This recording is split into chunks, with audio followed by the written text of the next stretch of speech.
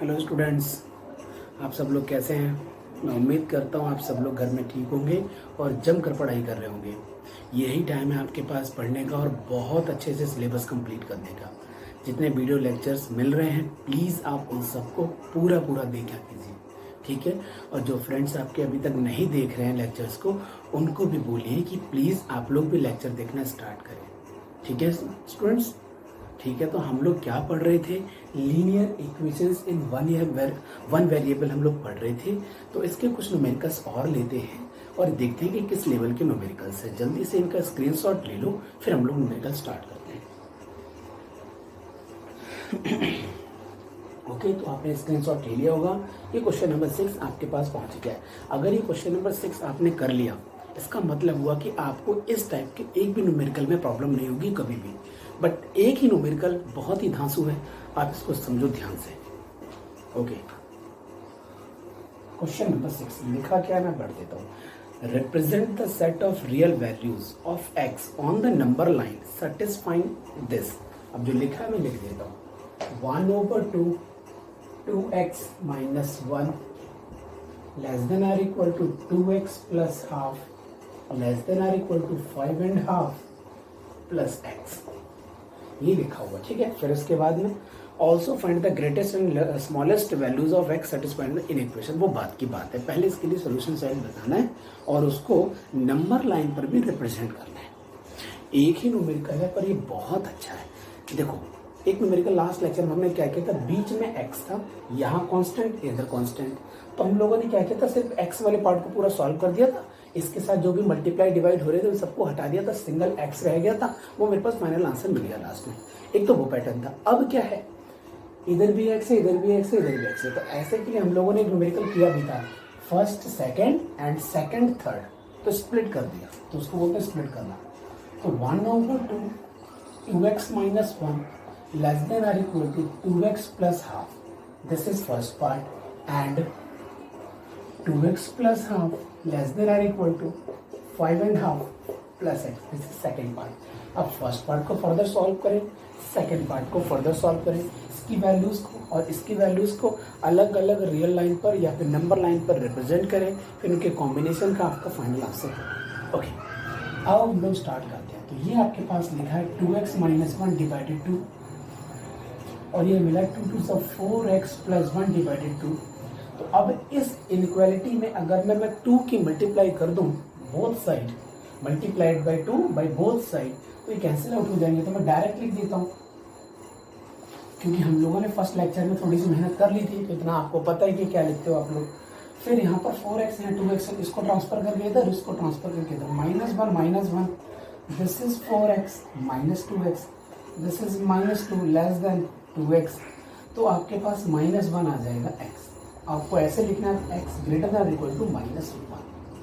ये आपने लिख दिया है। अब हम इसका सॉल्यूशन देखते हैं क्या आएगा। ये लिखा है 2 to the 4x plus 1/2 और यहाँ लिखा है आपके पास 10 11/2 और चाहूँ तो मैं सीधा 2x भी ले देगा, 2 के मल्टीप्लाई इसके साथ मिल जाएगी, एक लाइन मेरी बच जाएगी। यहाँ भी 2 यहाँ भी 2 है, आपको पता भी एक पहले स्टेप में हम लोग यूज़ कर चुके हैं। ये पैटर्न होगा। फिर हाथ में आपको मिलेगा 2x, यहाँ 11 minus 1 4x minus 2। मैं एक लाइन को बचा लेना लिख ही देता हूँ ना, फिर बाद में ऐसा प्रॉब्लम हो जाती है। ये 4x है 2x है, 4x है 2x है, यहाँ पर 2x ही मिलेगा। यहाँ 11 और 1 है तो 10 ही मिलेगा। तो x लेस देन और इक्वल टू 5। एक पार्ट ये मिल गया। तो आपको 2 पार्ट मिल चुके हैं। जल्दी से इसको सॉल्व करो। मैं मेन बोर्ड पर इसका सोल्यूशन रिप्रेजेंट करूँगा ऑन नंबर लाइन। जल्दी से कॉपी करो इसको। ओके, इतना टाइम बहुत है कॉपी करने के लिए। अब जो पहला सोल्यूशन है वो नंबर लाइन पर मैंने इसको रिप्रेजेंट करना चाहा। ये लिखा है कि x की वैल्यू -1 से बड़ी होनी चाहिए। तो -1 यहाँ, और ये सिंबल मैंने क्यों यूज किया, क्योंकि इक्वल में साइन लगा हुआ और x ग्रेटर देन -1 है तो बड़ी वैल्यू। ये लिखा है x लेस देन और इक्वल टू 5। एक दूसरी रियल लाइन बनाए, ये 5 को रिप्रेजेंट कर देते हैं। 5 को x की वैल्यू लेस देन है। अब इन दोनों का कॉमन पार्ट जो है वो फाइनल आंसर देगा, दोनों का कॉमन पार्ट। तो दोनों का कॉमन पार्ट कहाँ जाएगा, एक तो -1 पर आएगा और एक -5 पर आएगा, +5 पर, और दोनों के बीच का पार्ट आपका कॉमन होके आएगा। तो यही आपका फाइनल आंसर है। इसको नंबर लाइन पर हम लोगों ने रिप्रेजेंट कर दिया। अब जो नंबर लाइन आप लोग समझ गए हो, इसको अगर एक साथ अगर लिखना चाहते हो तो भी लिख सकते हो, x गोजेस टू -1 to 5, आप ऐसे भी लिख सकते हो। ये ब्रैकेट जरूर नहीं लगाओ, नहीं तो मैंने ऐसे लगा दिया। ये आपका आंसर आ गया, जल्दी से कॉपी कर लो। बहुत अच्छा न्यूमेरिकल है, ये फाइनल आंसर है। इन दोनों का जो रिजल्ट है कॉम्बिनेशन का वो ये आया। ओके, अब हमारे पास वर्ड प्रॉब्लम है। आज का लेक्चर मेरे ख्याल से ये लास्ट है लीनियर इनइक्वेशन से। कल हम लोग नया टॉपिक पढ़ेंगे।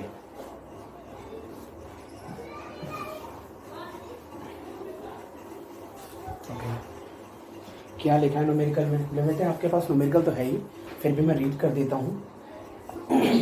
7 क्या लिखा है? Find the greatest integer which is such that, एक ग्रेटेस्ट इंटीजर मुझे फाइंड करना है जो ऐसा है कि if 5 is added to its double, I am sorry, if 5 is added to its double, 5 add करना है किसके, इसके डबल में। Okay, the resulting number becomes greater than 3 times the integer, ये लिखा हुआ है। तो आओ इस न्यूमेरिकल को हम लोग सॉल्व कर लेते हैं। क्या लिखा हुआ है? 5 इज एडेड, 5 को ऐड करना है किसके साथ, इट्स डबल, इसके डबल में। तो इसका जो रिजल्ट होगा, इसका जो रिजल्ट होता है वो क्या है, greater than, only greater than है, इक्वल तो नहीं है, greater than 3 times of integer, greater than 3 times of integer, ये लिखा हुआ है। तो इसमें से देख लेते हैं क्या मिलेगा। ग्रेटेस्ट इंटीजर हमने फाइंड करना थी, ये बात पहले से पता था। इसका सॉल्यूशन क्या होगा, यहाँ 5 मिलेगा, यहाँ 3x - 2x मिलेगा, ये 5 लिखा है, और यहाँ से x मिलेगा, means x is less than 5, x की वैल्यू लेस देन 5 है। बात हो रही थी इंटीजर की। अच्छा, x की वैल्यू 5 से छोटी है तो ग्रेटेस्ट इंटीजर क्या होगा, 4, क्योंकि अगर मैं 5 से छोटा इंटीजर देखूंगा तो 4 होगा, और इंटीजर की बात करता हूँ जो गिवन सिचुएशन है उसके हिसाब से 4 आपका ग्रेटेस्ट इंटीजर है। Hence greatest integer is equal to x is equal to 4, greatest integer 4 होगा, क्योंकि गिवन क्या है, x लेस देन 5। यही आपके पास आंसर है, ये मेरा टारगेट था। ये न्यूमेरिकल सॉल्व हो गया। एक्चुअली में न्यूमेरिकल को रीड करते हैं, उसको समझना वही थोड़ा टफ है, सॉल्यूशन तो बहुत इजी हो जाता है इसमें। ओके, अब हम लोग बात करते हैं न्यूमेरिकल नंबर 8 की। न्यूमेरिकल नंबर 8 क्या कहता है? एटलीस्ट कम से कम की बात हो रही, ज्यादा भी हो सकता है। At least how much money should a man have so that he may be left with not less than rupees 600 after giving, okay, situation क्या मैं बता देता हूँ। उसके पास कम से कम कितना रुपए बचे, शेष बचना चाहिए, कब, 600 रुपए से कम नहीं बचना चाहिए। Left with not less than 600, 600 रुपए से कम नहीं बचना चाहिए। ओके, 600 रुपए से ज्यादा भी बच सकता, तो मतलब जो अमाउंट आपके पास बचेगा वो उसको मैं यहाँ लिखूंगा, और ये 600 से बड़ा ही होना चाहिए। ये अमाउंट 600 हो या 600 से बड़ा हो, ये स्टेटमेंट लिखिए। कब, जब he giving half of his wife, उसके पास स्टार्टिंग का x हो तो वो कुछ माइनस कर दे। कितना माइनस कर दे, हाफ दे दे अपनी वाइफ को, स्मॉल ब्रैकेट लगा, हाफ दे दे अपनी वाइफ को, और क्या करे, और उसके 2 बेटे हैं, 1/8 दोनों को दे, 1/8, तो 1/8 2 बेटे तो 2 की मल्टीप्लाई करो तो इजी हो जाएगा। ये कंडीशंस बनी है। टोटल अमाउंट उसके पास जितना था उसमें से हाफ अपनी वाइफ को दे दे, उसके पास 2 बेटे हैं, उस अमाउंट का 1/8 दोनों को दे दे। जो अमाउंट बचेगा एंड में वो वैल्यू 600 हो या 600 से बड़ी हो, ये स्टेटमेंट पूरी लिखी है, मैंने आपको हिंदी में समझा दिया है, आप लोग समझ गए होंगे। आप वीडियो को बार बार भी देख सकते हैं कि सर ने क्या बोला है। अब इनको हम सॉल्व करने की कोशिश करते हैं। यहाँ से x मिलेगा, तो ये तो x लिखा है, माइनस हम इसको अंदर सॉल्व कर लेते हैं। ये 4 आ गया, अगर मुझे 4 बनाना है तो 2 की मल्टीप्लाई 2 और 3, तो 3x/4 आ गया। This is greater than equal to 600 and this is x/4 greater than equal to 600 and x greater than 24। तो वो अमाउंट आपके पास कितना होना चाहिए, कितना एटलीस्ट 2400 होना चाहिए, मिनिमम 2400 होना चाहिए। जो कंडीशन है वो फुलफिल हो जाएगी, या फिर 2400 से ज़्यादा हो तब भी फुलफिल हो जाएगी। तो एटलीस्ट कितना होना चाहिए, एटलीस्ट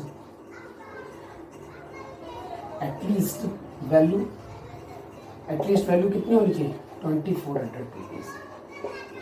ये आपके पास फाइनल आंसर है। जल्दी से इसको कॉपी कर लो। देखो सोल्यूशन तो 2 और 3 लाइन का ही है, मेन पॉइंट कहाँ है, क्वेश्चन को समझना और ब्रेक करना। कॉपी करो इसको।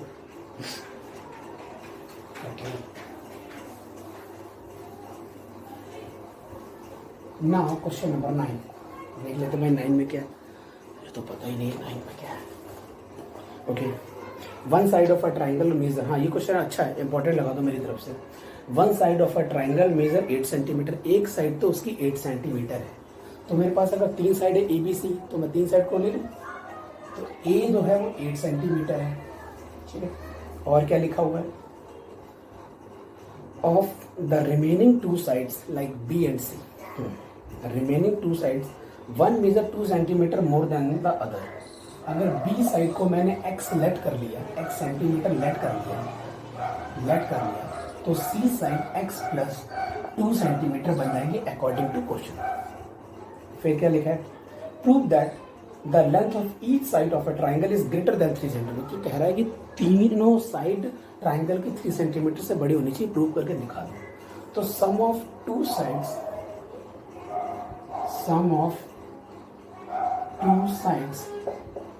in a triangle is always greater than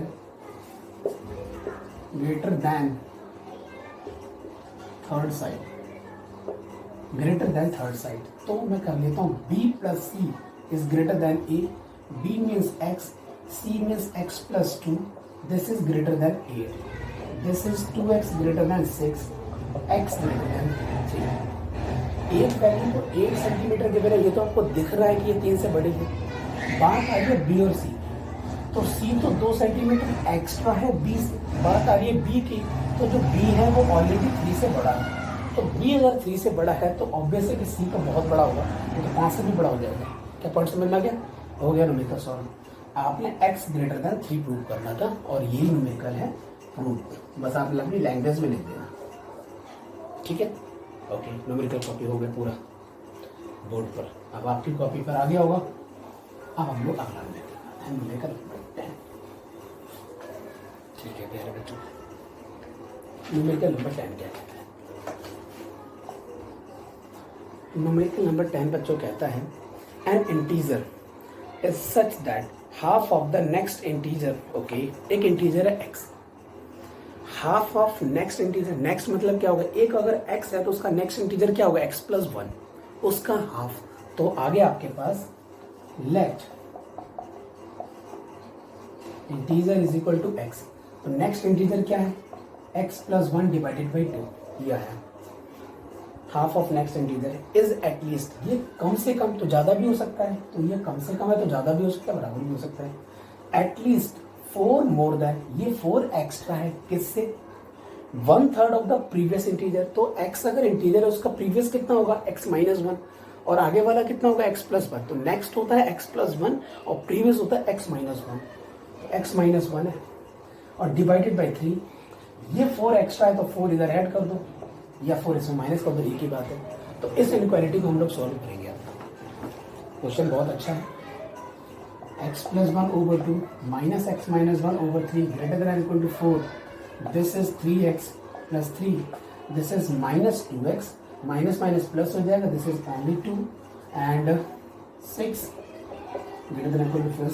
This is only x. This is 5. 6 Chowk 24. 24. x greater than 29. x greater than or equal to 29. मतलब अगर आपको एटलीस्ट एक नंबर बताना है, कम से कम एक नंबर हो, तो वो नंबर एटलीस्ट इंटीजर लिखा है ना, find least value of integer, वही बात है, एटलीस्ट कम से कम लीस्ट इंटीजर। तो लीस्ट इंटीजर आपके पास आंसर क्या आएगा, 29, क्योंकि बाकी के इंटीजर 29 है या 29 से बड़े हैं, तो लीस्ट इंटीजर आपके पास 29 है। और ये इक्वल का साइन भी लगाना है बेटे, याद रखना ये सब चीजें। ओके, तो ये आपका न्यूमेरिकल सॉल्व हो गया। आई होप आप लोग बहुत अच्छे से पढ़ाई कर रहे हो। ठीक है, अब मैं एक बार देख लेता हूँ कि सिलेबस हम लोगों ने कितना डिस्कस कर लिया है। तो सिलेबस हमारा जो ऑनलाइन क्लासेस चल रही हैं उसके हिसाब से अगर मैं बात करता हूँ बड़े बच्चों, तो मैंने लीनियर इनइक्वेशंस इन वन वेरिएबल अभी ख़त्म कर दिया। ओके, और हम लोगों ने मेंसुरेशन का पार्ट 3D सॉलिड्स पूरा ख़त्म कर दिया है, जिसमें हमने स्फीयर पढ़ा, सिलेंडर पढ़ा, कोन पढ़ा, इनके कॉम्बिनेशंस को पढ़ा, कन्वर्जन्स ऑफ सॉलिड्स वो भी पढ़े थे। फिर हम लोगों ने ट्रिग्नोमेट्रिक आइडेंटिटीज़ ख़त्म कर दी थी। ठीक है, उससे जो कंपाउंड एंगल के जो रिलेशन बनते थे वो भी न्यूमेरिकल हमारे हो गए थे, और हाइट एंड डिस्टेंस के जो न्यूमेरिकल बनते थे वो भी हमारे कंप्लीट हो गए। मतलब ट्रिग्नोमेट्री फुल यूनिट कंप्लीट है, मेंसुरेशन की फुल यूनिट कंप्लीट हो गई आपकी। तो और इसके बाद में अलजेब्रा के जो पहला चैप्टर है लीनियर इनइक्वेशंस इन वन वेरिएबल, ये हमारा कंप्लीट है। तो अब हम लोग अलजेब्रा में क्या पढ़ेंगे, क्वाड्रेटिक इक्वेशंस पढ़ेंगे। ठीक है, फिर क्वाड्रेटिक इक्वेशन से रिलेटेड जो न्यूमेरिकल्स बनते हैं वो वाला एक चैप्टर है हमारे पास, जिसमें वर्ड प्रॉब्लम होती है, तो वो पढ़ेंगे।